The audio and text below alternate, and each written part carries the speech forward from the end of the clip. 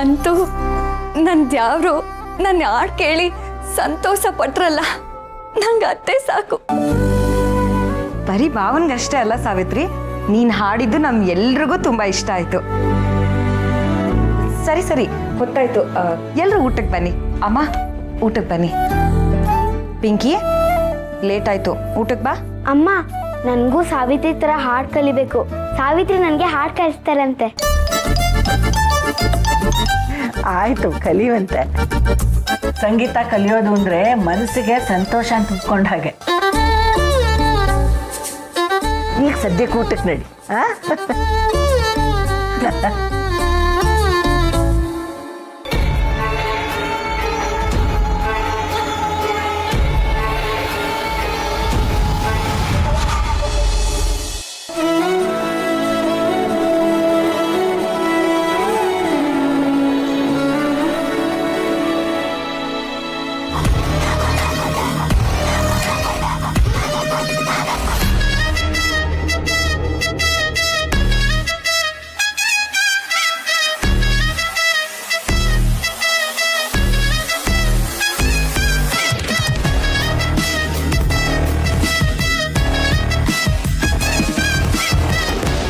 Savitri sir, ಏನಾದ್ರು ಬೇಕಿತ್ತಾ?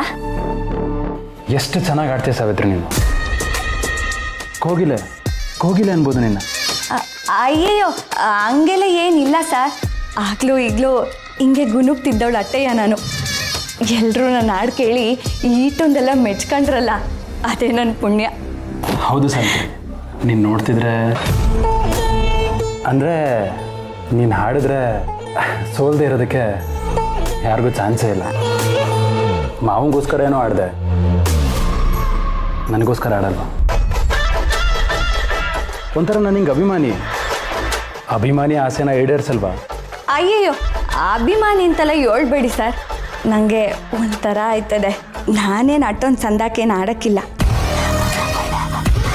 ಸಾವಿತ್ರಿ, ಸರಸ್ವತಿ ನಿನ್ನೊಳಗೆ ಇರಬೇಕಾದ್ರೆ ನೀನು ಈ ರೀತಿ ತಲೆನ ತಗ್ಗಿಸ್ಬಾರ್ದು. ನೀನು ಆಡೋ ಹಾಡುಗಳಿಗೆ ನಾನು ಫುಲ್ ಫ್ಲ್ಯಾಟ್ ಆಗೋಗಿದ್ದೀನಿ. ನೀನು ಹಾಡು ಎಷ್ಟು ಇಂಪಾಗಿದೆಯೋ ನೀನು ಅಷ್ಟೇ ಅಂದವಾಗಿದೆಯಾ. ಅಯ್ಯಯ್ಯೋ, ನೀವು ಸ್ಯಾನೆ ಹೊಗಳ್ತಿದ್ದೀರಿ, ಹಿಂಗೆಲ್ಲ ಹೇಳ್ಬೇಡಿ, ನಂಗೆ ಒಂಥರ ಆಯ್ತದೆ.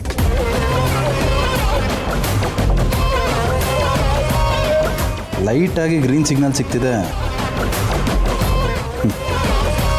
ಹಳ್ಳಿ ಹಣ್ಣು ರುಚಿ ನೋಡಬೇಕು ಅನ್ನೋ ಆಸೆನೂ ಜಾಸ್ತಿ ಆಗ್ತಿದೆ.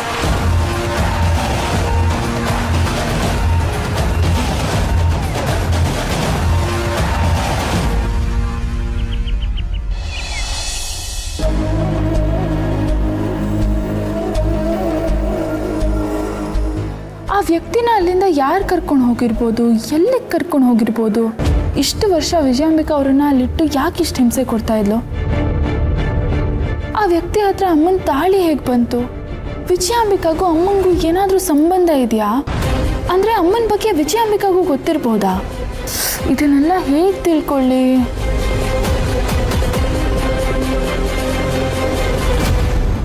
ಅರೆ ಶ್ರಾವಣಿ, ನೀನು ರಂಗೋಲಿ ಬಿಡಿಸ್ತಿದ್ಯಾ? ಅದು ಈ ಥರ?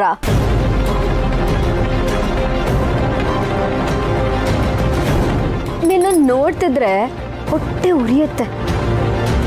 ರಾಣಿ ಹಾಗೆ ಬೆಳೆದೋಳು ಈ ಮನೆಗೆ ಬಂದು ರಂಗೋಲಿ ಹಾಕ್ತಿದ್ಯಾ? ಸಿಂಹಾಸನ ಮೇಲೆ ಕುತ್ಕೋಬೇಕಾಗಿರೋಳು ತಲೆ ಮೇಲೆ ಕಿರೀಟನೇ ಬಿದ್ದು ಹೋಗಿರೋ ಹಾಗೆ ಅನ್ನಿಸ್ತಿದೆ ಅಲ್ವಾ? ಏನು ಹೇಳ್ತಿದ್ಯಾ ಶ್ರೀವಲ್ಲಿ ನೀನು? ಇನ್ನೇನ್ ಮತ್ತೆ, ಸಾಲಿಗ್ರಾಮದಲ್ಲಿರೋ ಕೋಟ್ಯಾಂತರ ರೂಪಾಯಿ ಆಸ್ತಿ ಅದೆಲ್ಲನೂ ನಿನ್ನ ಹೆಸರಿಗೆ ಬರುತ್ತೆ ಅಂತ ನಾನು ಅನ್ಕೊಂಡಿದ್ದೆ. ಆದ್ರೆ ನಿನ್ನ ಹತ್ರ ಮ್ಯಾರೇಜ್ ಸರ್ಟಿಫಿಕೇಟೇ ಇಲ್ವಲ್ಲ. ಮತ್ತೆ ಸುಬ್ಬು ಮ್ಯಾರೇಜ್ ಸರ್ಟಿಫಿಕೇಟ್ಗೆ ಸೈನು ಹಾಕಲ್ಲ. ಹಾಗಾದ್ರೆ ನೀವಿಬ್ರು ಮದ್ವೆ ಆಗಿಲ್ಲ ಅಂತ ಪ್ರೂವ್ ಆಗ್ಬಿಟ್ರೆ? ಹಾಗಾದ್ರೆ ಬರೀ ಆಸ್ತಿ ಕಳ್ಕೊಳ್ಳಲ್ಲ, ಸುಬ್ಬುನೂ ಕಳ್ಕೋತ್ಯ. ಎಂತ ಹಣೆ ಬರ ನಿಂದು. ಇಂಥ ಸ್ಥಿತಿ ನನ್ನ ಶತ್ರುಗೂ ಬರಬಾರ್ದು. ಅರೆ ಆದ್ರೆ ಇವಾಗ ಪರಿಸ್ಥಿತಿ ಬಂದಿರೋದು ನನ್ನ ಶತ್ರುಗೆ ಅಲ್ವಾ? ನನ್ನ ಜೀವನನ ಹಾಳು ಮಾಡಿರೋ ನೀನು ನನ್ನ ಪಾಲಿಗೆ ದೊಡ್ಡ ಶತ್ರುನೇ. ಆಯ್ತಾ? ನೀನು ಮಾತಾಡಿದೆಲ್ಲ ಆಯ್ತಾ? ನೀನು ಈ ಥರ ಎಷ್ಟೇ ಮಾತಾಡಿದ್ರು ನನಗೇನು ಚಿಂತೆ ಇಲ್ಲ ಶ್ರೀವಲ್ಲಿ. ಯಾಕಂದರೆ ನಾನು ನಿನ್ನ ಶತ್ರು ಅಂತ ಅಂದ್ಕೊಂಡೇ ಇಲ್ಲ. ನಾನು ಹಾಗೆ ಒಂದು ವೇಳೆ ಶತ್ರುತ್ವನ ಬೆಳೆಸ್ಕೊಳ್ಳೋದೇ ಆದರೆ ನನ್ನ ಜೊತೆ ಸರಿಸಮಾನವಾಗಿರೋರ ಜೊತೆ ಮಾತ್ರ ಬೆಳೆಸ್ಕೋತೀನಿ. ನೀನು ಧೈರ್ಯದಲ್ಲಾಗಲಿ ಜಾಣ್ಮೆಯಲ್ಲಾಗಲಿ ನನಗೆ ಸಮಾನೇ ಅಲ್ಲ ಶ್ರೀವಲ್ಲಿ. ಶ್ರಾವಣಿ, ಎಲ್ಲ ಕಳ್ಕೊತಿದ್ರು ನೀನು ಈ ದುರಹಂಕಾರದ ಮಾತುಗಳಿಗೇನು ಕಮ್ಮಿ ಇಲ್ಲ ಅಲ್ಲ? ನಾವು ಸರಿಯಾದ ದಾರಿಯಲ್ಲಿ ನಡೀತಿದ್ದೀವಿ ಅನ್ನೋ ನಂಬಿಕೆ ಇದ್ರೆ ಅಹಂಕಾರನೇ ಅಲಂಕಾರ ಶ್ರೀವಲ್ಲಿ. ಆ ವಿಜಯಾಂಬಿಕಾ ಜೊತೆ ಸೇರ್ಕೊಂಡು ನೀನೇನೇನು ಆಟಗಳು ಆಡ್ತಿದ್ಯಾ ಅಂತ ನನಗೆ ಗೊತ್ತಿಲ್ಲ ಅಂದ್ಕೊಂಡಿದ್ಯಾ? ನನಗೆಲ್ಲ ಗೊತ್ತು ಶ್ರೀವಲ್ಲಿ. ನಿಮ್ಮ ಆಟಗಳಿಗೆ ಅಂತ್ಯ ಹಾಡೋದೇಕೆ ಅಂತಲೂ ನನಗೆ ಗೊತ್ತು.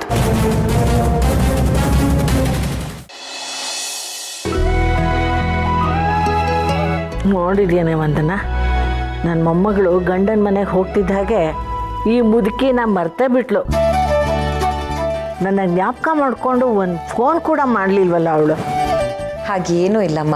ನಮ್ಮ ಶ್ರಾವಣಿಗೆ ನಿಮ್ಮ ಮೇಲೆ ಬೆಟ್ಟದಷ್ಟು ಪ್ರೀತಿ ಇದೆ. ಅದು ಅಲ್ಲದೆ ಅವಳೀಗ ಇರೋದು ಗಂಡನ ಮನೆಯಲ್ಲಿ. ಇಲ್ಲಾಗಿದ್ದಿದ್ರೆ ಅವಳನ್ನ ನಾವು ಒಂದು ಎಳ್ಳಷ್ಟು ಕೆಲಸ ಮಾಡಕ್ಕೆ ಬಿಡ್ತಿರ್ಲಿಲ್ಲ. ಆದರೆ ಈಗ ಅವಳು ಎಲ್ಲರ ಜೊತೆ ಬೆರೆತು ಕೆಲಸನ ಹಂಚ್ಕೊಂಡು ಎಲ್ಲರನ್ನೂ ಸಂತೋಷವಾಗಿ ನೋಡ್ಕೊಳ್ಳೋ ಪ್ರಯತ್ನದಲ್ಲಿರ್ತಾಳೆ. ನಮ್ಮ ಶ್ರಾವಣಿ ಸುಬ್ಬು ಮನೆಯವ್ರನ್ನ ಎಷ್ಟು ಚೆನ್ನಾಗಿ ನೋಡ್ಕೋತಿದ್ದಾಳೆ ಗೊತ್ತಮ್ಮ. ಅದನ್ನ ನೋಡಿ ನನಗೆ ಎಷ್ಟು ಸಂತೋಷ ಆಯ್ತು ಅಂತೀರಾ?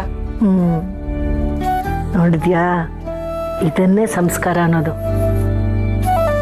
ಯಾವ ಹೆಣ್ಣೆ ಆಗಲಿ ತನಗೆ ಎಷ್ಟೇ ಗೊತ್ತಿದ್ರು, ತಾನು ಹೀಗೆ ಬದುಕಬೇಕು ಅಂತ ಆಸೆ ಇದ್ರು, ತನ್ನ ಸುತ್ತ ಇರೋರಿಗೆ ಸೋತು ಅವರನ್ನು ಸಂತೋಷವಾಗಿ ಇಟ್ಕೋಬೇಕು ಅಂತ ಪ್ರಯತ್ನ ಪಡ್ತಾಳಲ್ಲ, ಆಗಲೇ ಅವಳು ಜಯ ಸಾಧಿಸ್ಬಿಟ್ಲು ಅಂತ ಅನ್ಕೋ. ಅಧಿಕಾರ, ಆಸ್ತಿ, ಅಂತಸ್ತು ಇದ್ಯಾವುದೂ ದೊಡ್ಡದಲ್ಲ. ಒಳ್ಳೆ ಗುಣ ಇರೋರು ಮಾತ್ರ ಎಲ್ಲರ ಮನಸ್ಸನ್ನು ಗೆಲ್ತಾರೆ. ನಮ್ಮ ಶ್ರಾವಣಿನೂ ಹಾಗೆ ನೀರಿನ ಥರ, ಯಾವ ಪಾತ್ರೆಗೆ ಹಾಕಿದರೆ ಆ ಆಕಾರ ತಗೊಂಡ್ಬಿಡ್ತಾಳೆ. ಹಾಗೆ ತನ್ನವರೆಲ್ರಿಗೂ ಜೀವಜಲ ಆಗಿ ಕಾಪಾಡ್ಕೋತಾಳೆ. ಶ್ರಾವಣಿ ಅವರ ಅಮ್ಮನ ಹಾಗೇನೆ.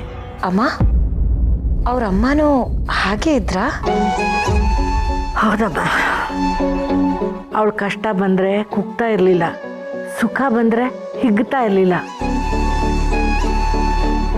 ಆದರೆ ತನ್ನವ್ರಿಗೆ, ತನ್ನ ಅಸ್ತಿತ್ವಕ್ಕೆ ಧಕ್ಕೆ ಬಂದರೆ ಎದುರಿಗೆ ಯಾರೇ ಇರಲಿ ಅವ್ರನ್ನ ಸುಮ್ಮನೆ ಬಿಡ್ತಾ ಇರಲಿಲ್ಲ.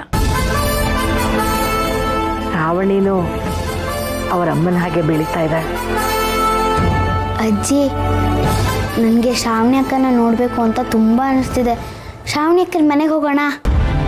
ಪಿಂಕಿ, ನಿಂಗೆ ನಾನು ಆವತ್ತೇ ಹೇಳ್ದೆ ತಾನೆ, ಶ್ರಾವಣಿ ಅಕ್ಕ ಮನೆಗೆ ಇಷ್ಟು ಬೇಗ ಹೋಗೋದು ಬೇಡ, ಇನ್ನೊಂದು ಸ್ವಲ್ಪ ದಿನ ಬಿಟ್ಟು ಹೋಗೋಣ ಅಂತ.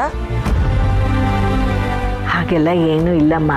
ಪದ್ದುನು ಹೋಗೋವಾಗ ಮನೆಗೆ ಬನ್ನಿ ಅಂತ ತುಂಬ ಕೇಳ್ಕೊಂಡಿದ್ದಾನೆ. ಅದು ಅಲ್ಲದೆ ಶ್ರಾವಣಿನ ಮದುವೆ ಮಾಡಿಕೊಟ್ಮೇಲೆ ನಾವ್ಯಾರೂ ಅವಳ ಮನೆಗೆ ಹೋಗೇ ಇಲ್ಲ. ತವ್ರ ಮನೆಯವರಾಗಿ ಅವ್ರ ಮನೆಗೆ ಹೋಗಿ ಅವ್ರನ್ನೆಲ್ಲ ನೋಡ್ಕೊಂಡು ಬರೋದು, ಮಾತಾಡ್ಸ್ಕೊಂಡು ಬರೋದು ನಮ್ಮ ಕರ್ತವ್ಯ. ಇರು, ವೀರನ್ ಕೇಳಿ ನೋಡ್ತೀನಿ. ಅವ್ನಿಗೆ ಯಾವಾಗ ಸಮಯ ಆಗುತ್ತೋ ಅವಾಗ ಹೋಗಿ ಬರೋಣ. ಹಾಗಾದ್ರೆ ನಾವು ಶ್ರಾವಣಿ ಅಕ್ಕನ ಮನೆಗೆ ಹೋಗ್ತಿದೀವಾ?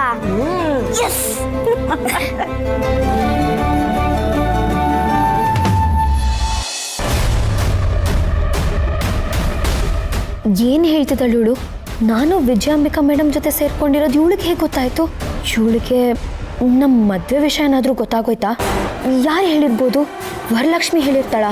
ಛೆ, ಇಲ್ಲ ಇಲ್ಲ, ಅವಳು ಹೇಳಕ್ಕೆ ಸಾಧ್ಯನೇ ಇಲ್ಲ. ಏನು ಯೋಚನೆ ಮಾಡ್ತಿದ್ಯಾ? ಆ ವಿಜಯಾಂಬಿಕಾ ಒಂದು ವಿಷ ಸರ್ಪ. ನೀನೀಗ ಅವಳು ಸಹವಾಸ ಮಾಡಿದ್ಯಾ. ಶತ್ರು, ಸೇಡು, ದ್ವೇಷ ಅಂತೆಲ್ಲ ಮಾತಾಡ್ತಾ ಇದೆಯಾ. ನಾನು ನಿನ್ನ ಒಳ್ಳೆದಕ್ಕೆ ಹೇಳ್ತಾ ಇದ್ದೀನಿ. ವಿಷ ಜಂತು ಸಹವಾಸ ಮಾಡಿದ್ರೆ ಒಂದಲ್ಲ ಒಂದು ದಿನ ಜೀವಕ್ಕೆ ಕುತ್ತು ಬರಬಹುದು. ಇಂಥ ಯೋಚನೆಗಳೆಲ್ಲ ಬಿಟ್ಟು ನಿನ್ನ ಜೀವನದ ಬಗ್ಗೆ ಯೋಚನೆ ಮಾಡು. ಒಂದು ಹೊಸ ಜೀವನನ ಶುರು ಮಾಡು. ಹಬ್ಬ, ಹಾಗಾದರೆ ಇವಳಿಗೆ ಮದುವೆ ವಿಷಯ ಗೊತ್ತಾಗಿಲ್ಲ. ಮದುವೆ ವಿಷಯ ಏನಾದರೂ ಗೊತ್ತಾಗಿದ್ದಿದ್ರೆ ಇವಳು ಅದ್ರ ಬಗ್ಗೆನೇ ತಾನೇ ಮಾತಾಡ್ತಿದ್ಲು. ಶ್ರೀವಲ್ಲಿ, ನಾನು ಹೇಳ್ತಿರೋದು ಅರ್ಥ ಆಗ್ತಿದ್ಯಾ? ನೀನು ಹೇಳ್ತಿರೋದನ್ನೆಲ್ಲ ಅರ್ಥ ಮಾಡ್ಕೊಳ್ಳೋ ಅಗತ್ಯ ನನಗಿಲ್ಲ. ಅಷ್ಟಕ್ಕೂ ಇದನ್ನೆಲ್ಲ ಹೇಳೋದಕ್ಕೆ ನೀನ್ ಯಾರು? ನನಗೆ ಏನು ಇಷ್ಟ ಆಗುತ್ತೋ ನಾನು ಅದನ್ನೇ ಮಾಡೋದು. ನೀನ್ ನನ್ನ ಜೀವನದ ಬಗ್ಗೆ ಏನು ಯೋಚನೆ ಮಾಡಕ್ ಹೋಗ್ಬೇಡ. ಮೊದಲು ನಿನ್ ಜೀವನನ ಉಳಿಸ್ಕೊಳ್ಳೋದನ್ನ ನೋಡ್ಕೊ.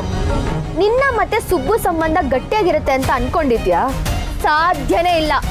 ಮಾತಿನ ಮೇಲೆ ಹಿಡ್ತಾ ಇರ್ಲಿ ಶ್ರೀವಲ್ಲಿ. ನಿಮ್ಮಿಬ್ರಿಗೂ ಸಂಬಂಧದ ಮೇಲೆ ಹಿಡ್ತಾನೆ ಇಲ್ಲ.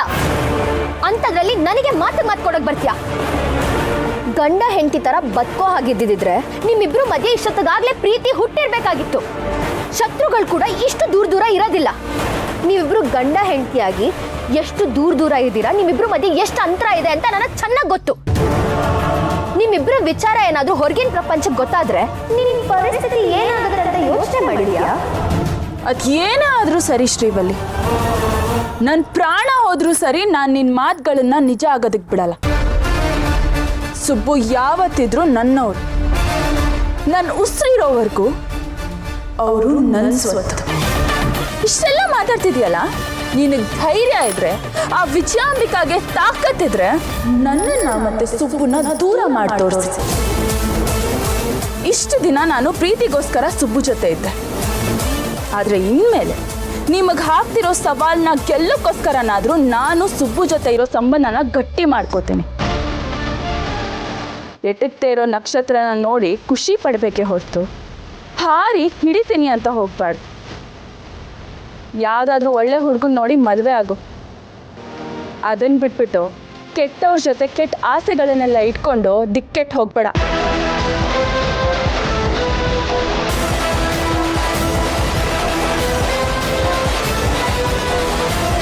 ಈ ಸವಾಲಿಗೆ ನಾನು ಸಿದ್ಧವಾಗಿದ್ದೇನೆ ಶ್ರಾವಣಿ. ಸುಬ್ಬುನ ನಿನ್ನ ಜೀವನದಿಂದ ಕಿತ್ಕೊಂಡು ನಿನ್ನನ್ನು ಬೀದಿಲ್ ನಿಲ್ಲಿಸ್ತೀನಿ. ಅದರಲ್ಲಿ ನಾನು ಗೆಲ್ತೀನೋ ನೀನು ಗೆಲ್ತೀಯೋ ನೋಡೇ ಬಿಡೋಣ. ಸುಬ್ಬು, ಎಲ್ಲ ಸರಿಯಾಗಿದೆ. ಇದನ್ನು ಅಪ್ರೂವ್ ಮಾಡ್ಬೋದು. ಸರಿ ಯಜಮಾನ್ರೆ, ನಾನು ಹೋಗಿ ಸೆಕ್ರೆಟರಿ ಹತ್ರ ಸೈನ್ ಹಾಕ್ಸ್ಬಿಟ್ಟು ನಿಮ್ಗೊಂದು ಕಾಪಿ ಕೊಟ್ಬಿಡ್ತೀನಿ. ಇದಕ್ಕೆಲ್ಲ ನೀನು ಯಾಕೆ ಹೋಗ್ಬೇಕು? ಸಣ್ಣ ಪುಟ್ಟ ಕೆಲಸ ಮಾಡೋದಕ್ಕೆ ಯಾರನ್ನಾರು ಕೆಲಸಕ್ಕೆ ಇಟ್ಕೋಬಾರ್ದಾ? ಯಜಮಾನ್ರೆ, ಇದು ನಂದೇ ಕೆಲಸ. ಈ ಕೆಲ್ಸಕ್ಕೆ ಒಬ್ಬನ ಕೆಲಸಗಾರನ ಇಟ್ಕೊಳ್ಳ? ನನಗೇನು ಇದು ಕಷ್ಟ ಅನ್ಸಲ್ಲ ಯಜಮಾನ್ರೆ.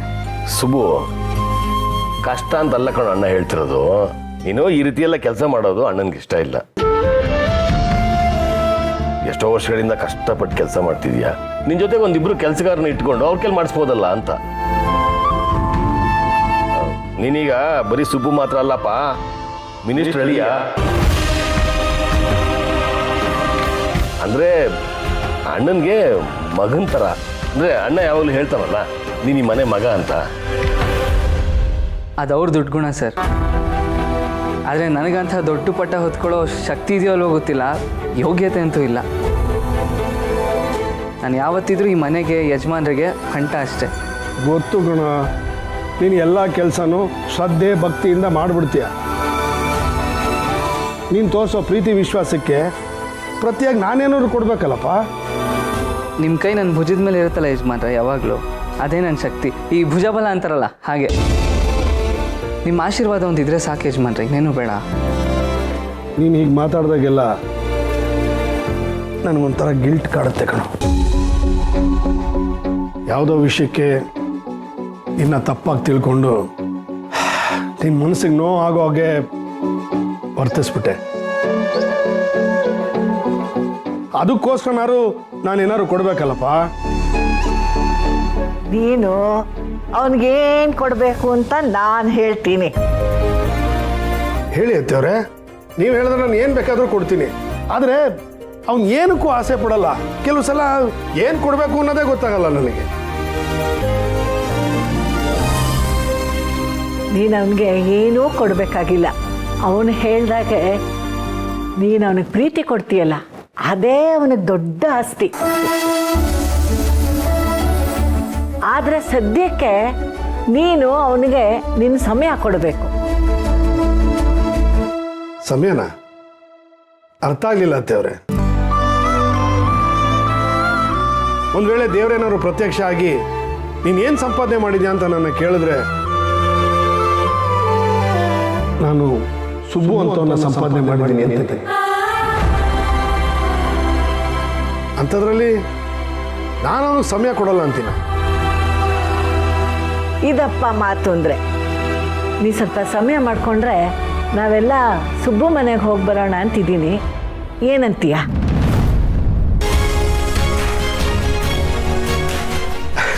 ಅದಕ್ಕೇನಂತೆ, ಸುಬ್ಬು ಮನೆಗೆ ಹೋಗ್ಬೇಕು ಅಂದ್ರೆ ಇಷ್ಟನೇ.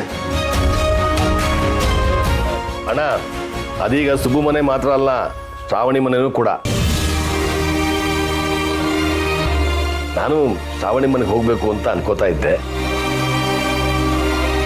ನೀವು ನಮ್ಮ ಮನೆಗೆ ಬರ್ತೀರಾ? ನೀವು ನಮ್ಮ ಮನೆಗೆ ಬರ್ತೀರಾ ಅಂದರೆ ದೀಪಾವಳಿ ಯುಗಾದಿ ಎಲ್ಲ ಒಟ್ಟಿಗೆ ಬಂದಂಗೆ. ಯಾವಾಗ ಬರ್ತೀರಾ ಅಮ್ಮ? ಯಜಮಾನ್ರು ಯಾವಾಗ ಬರ್ತೀರಾ? ಹೇಳು ವೀರು, ನಿನಗೆ ಯಾವಾಗ ಬಿಡುವಿದೆ? ಯಾವಾಗ ಹೋಗೋಣ? ಹಾಗೆ ನೋಡಿದ್ರೆ ಇವತ್ತೇ ಹೋಗ್ಬೋದೇನಪ್ಪ. ಸೆಷನ್ನು ಇಲ್ಲ, ಯಾವುದು ಇಂಪಾರ್ಟೆಂಟ್ ಮೀಟಿಂಗೂ ಇಲ್ಲ.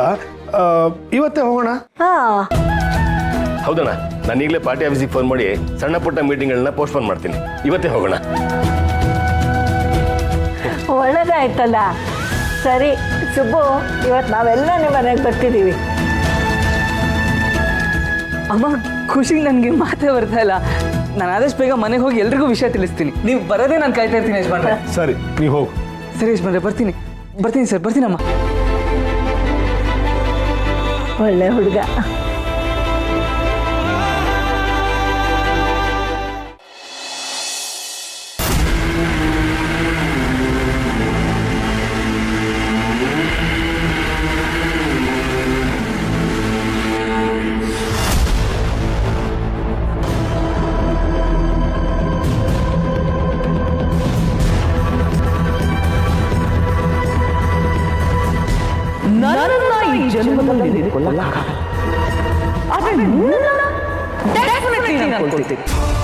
ಇಷ್ಟು ವರ್ಷ ಸರಪಳಿಗಳಿಂದ ನನ್ನ ಕಟ್ಟಾಕಿದ್ದೆ ಅಲ್ವಾ? ಈಗ ಬಂಧನದಿಂದ ನನಗೆ ಮುಕ್ತಿ ಸಿಕ್ಕಿದೆ. ಆದರೆ ನಿನಗೆ ಈ ಪ್ರಪಂಚದಿಂದನೇ ಮುಕ್ತಿ ಸಿಗೋ ಕಾಲ ಬಂದಿದೆ. ಯಾಕೆ ಹೀಗೆಲ್ಲ ಆಗೋಯ್ತು? ನಾನು ಏನು ಮಾಡಲಿ ಈಗ? ಅಲ್ಲ, ಪೃಥ್ವಿ ತಪ್ಪಿಸ್ಕೊಂಡಿದ್ದಾನೆ ಅಂದರೆ ಯಾವುದೇ ಕಾರಣಕ್ಕೂ ಅವನು ಮಾತ್ರ ಸುಮ್ಮನಿರಲ್ಲ. ಏನು ಮಾಡಲಿ ಈಗ? ಇಷ್ಟು ವರ್ಷ ನನ್ನ ಕಣ್ಣು ಮುಂದೆನೇ ಏನೆಲ್ಲ ಅನ್ಯಾಯ ಮಾಡಿದೆ ಅಲ್ವಾ ನೀನು? ಆಗ ನನ್ನ ಕೈಯಲ್ಲಿ ಏನೂ ಮಾಡೋದಕ್ಕಾಗಲಿಲ್ಲ. ಆದರೆ ಈಗ ನನ್ನ ಗೆಳೆಯ ನನ್ನನ್ನು ಅಲ್ಲಿಂದ ಬಿಡಿಸ್ಕೊಂಡು ಬಂದಿದ್ದಾನೆ. ದೇವರು ನನ್ನ ಪರವಾಗಿದ್ದಾನೆ ಅನ್ನೋದಕ್ಕೆ ಅದೇ ಸಾಕ್ಷಿ. ನಾನು ಮತ್ತೆ ಸಾಲಿಗ್ರಾಮ ಬಳಗನ ಸೇರ್ಕೊಂಡಿದ್ದೀನಿ. ನನಗೀಗ ಆನೆ ಬಲ ಬಂದಿದೆ. ಒಂದು ವೇಳೆ ಸುಂದರ ಹೇಳ್ದ ಹಾಗೆ ಅವನೇನಾದರೂ ಶ್ರಾವಣಿ ಕೈಗೆ ಸಿಕ್ಕಿದ್ರೆ, ಅವನಿಗೆ ಗೊತ್ತಿರೋ ಸತ್ಯಗಳು, ಈ ಶ್ರಾವಣಿಗೆ ನನ್ನ ಮೇಲಿರೋ ಸಿಟ್ಟು ಎಲ್ಲ ಸೇರಿ ನನ್ನನ್ನು ಸುಟ್ಟು ಹಾಕ್ಬಿಡುತ್ತೆ. ನೀನು ಮಾಡಿರೋ ಅನ್ಯಾಯಗಳೇ ನಿನ್ನನ್ನು ಸುಟ್ಟು ಬೂದಿ ಮಾಡುತ್ತೆ ವಿಜಯಾಂಬಿಕಾ. ಅನ್ನ ತಿಂದ ಮನೆಗೆ ದ್ರೋಹ ಮಾಡಿದವಳು ನೀನು. ನೀನು ತಿನ್ನೋ ಅನ್ನನೇ ವಿಷ ಆಗುತ್ತೆ. ಮಾಡಿರೋ ತಪ್ಪಿಗೆ ನೀನು ಶಿಕ್ಷೆ ಅನುಭವಿಸ್ತಾ ಒಂದೊಂದು ಕ್ಷಣನೂ ಒದ್ದಾಡ್ತೀಯ. ನೀನು ಆ ರೀತಿ ನರಕ ಅನುಭವಿಸೋದನ್ನ ನಾನು ನನ್ನ ಕಣ್ಣಾರೆ ನೋಡ್ತೀನಿ. ದೊಡ್ಡ ಮನೆಗೆ ದ್ರೋಹ ಮಾಡಿರೋ ನಿನ್ನನ್ನು ನಾನು ಸುಮ್ಮನೆ ಬಿಡೋದಿಲ್ಲ. ನಿನ್ನನ್ನು ಸಂಹಾರ ಮಾಡೋದಕ್ಕೆ ಶ್ರಾವಣಿಯಮ್ಮ ಸಿದ್ಧರಾಗಿದ್ದಾರೆ. ನಾವೆಲ್ಲ ಅವ್ರ ಪರವಾಗಿ ಸೈನಿಕರಾಗಿ ನಿಲ್ತೀವಿ. ನಿನ್ನನ್ನು ಸರ್ವನಾಶ ಮಾಡ್ತೀವಿ. ಇವರೆಲ್ಲ ಒಟ್ಟಿಗೆ ಸೇರ್ಕೊಂಡ್ಬಿಟ್ರೆ ನಾನು ಮುಳುಗೋಗ್ಬಿಡ್ತೀನಿ. ನಾನು ಇಷ್ಟು ವರ್ಷ ಮುಚ್ಚಿಟ್ಟಿದ್ದ ರಹಸ್ಯ ಹೊರಗಡೆ ಬರುತ್ತೆ. ಆ ಸತ್ಯ ಎಲ್ಲ ನನ್ನ ಸುತ್ತ ಸುತ್ತಕೊಂಡು ನನ್ನನ್ನು ಕೊಂದು ಬಿಡುತ್ತೆ. ನಾನೇನು ಮಾಡಲಿ ಈಗ? ಏನು ಮಾಡಲಿ?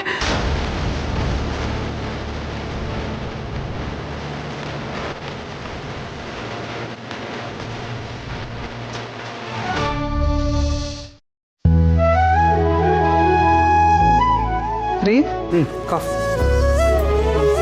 ಅಮ್ಮ, ಅಪ್ಪನೂ ಇಲ್ಲೇ ಇದೆಯಾ ಮೇಡಮ್? ಏನೋ ಸುಬ್ರಹ್ಮಣ್ಯ, ಇವತ್ತಿಷ್ಟು ಬೇಗ ಮನೆಗೆ ಬಂದ್ಬಿಟ್ಟಿದ್ಯಾ? ಒಂದು ಸಿಹಿ ಸುದ್ದಿ ಹೇಳಬೇಕು, ಅದಕ್ಕೆ ಇಷ್ಟು ಬೇಗ ಬಂದ್ಬಿಟ್ಟಿದ್ದೀನಿ.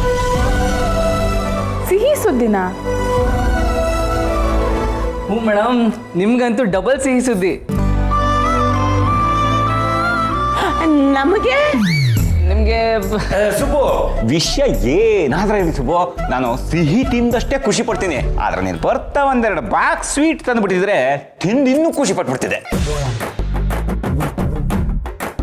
ಅಯ್ಯೋ ಅಳಿಂದ್ರೆ ಸ್ವಲ್ಪ ಸುಮ್ಮನೆ ಇರ್ತೀರಾ? ಲೋ ಸುಬ್ಬು, ಬಂದಾಗಿಂದ ಸಿಹಿ ಸುದ್ದಿ ಅಂತ ಹೇಳ್ತಾ ಇದೀಯ. ಅದೇನಂತ ಹೇಳ್ಬಾರ್ದನೋ, ಏನಂತ ಹೇಳಪ್ಪ. ಅಪ್ಪ, ಇವತ್ತು ನಮ್ಮ ಮನೆಗೆ ಲಲಿತಾದೇವಿ ಅಮ್ಮವರು ಯಜಮಾನ್ರು ಎಲ್ಲರೂ ಬರ್ತಾ ಇದ್ದಾರೆ.